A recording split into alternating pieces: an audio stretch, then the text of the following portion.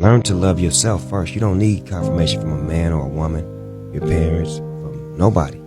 You should love yourself first and love what you are and who you're becoming, and then it'll make it easy on other people to follow that and to get that same reflection to love you back. I got about 11 friends that are my real diehard friends, but I got about 1 million friends. Listen to what I just told you. I got 11 friends that are my diehards that come here, we play video games. When they leave, they vacuum. They know my wife before she had long hair. They know me when I didn't have no money.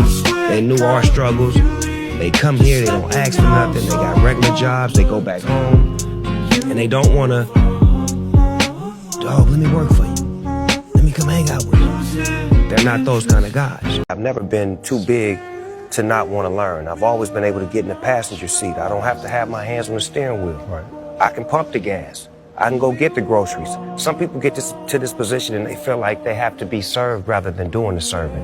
And I think to sustain, you got to always know that a true king loves to serve rather than be served. I had to leave the gang culture behind because it was so connected to who I was, being an ex-gang member, and then having that in my music, having that in my lifestyle. So some of the things I had to learn how to gradually grow away from was becoming a burden, because some of these guys were my friends and my homies, and I thought I needed them, and I thought they were making me go. But as I grew and got further and further up in the game, I seen that they were more baggage and more of a liability than an asset. And when you learn to be a businessman, it's not personal. For me to tell you, hey, Ryan, I love you, but we can't kick it no more, dog. I'm on this path and you on that path. Just like how we had to make that decision when we became football players. When we became whatever we became, we had to make the decision of this baggage right here. Loyalty or respect? Love. That's the answer. That is the answer. That is the answer. That's the ultimate goal, man. Because you could say loyalty, you could say respect, but how loyal is somebody going to be and how much respect they going to give you if they don't love you? Right. That's mental health, to be able to celebrate yourself and to be able to give yourself some credit.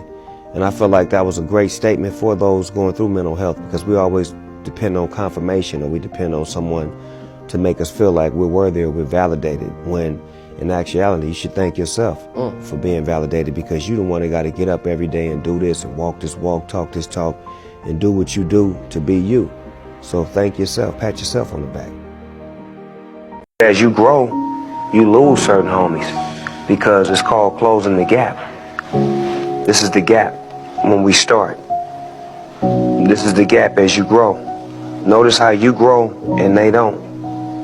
So how do you close the gap? You got to come back down. When you come back down, you lose. So you got to keep going up. That's why closing that gap got to be them catching up to you.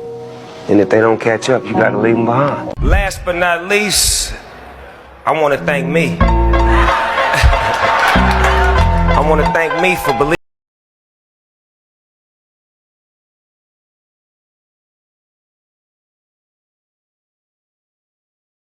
Thank me for never quitting. I want to thank me for just being me at all times.